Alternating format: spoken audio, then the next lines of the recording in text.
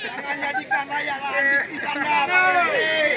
Rakyat, dia itu bendera, dia itu tiang, hanya sebagai formalitas untuk bisa menipu rakyat.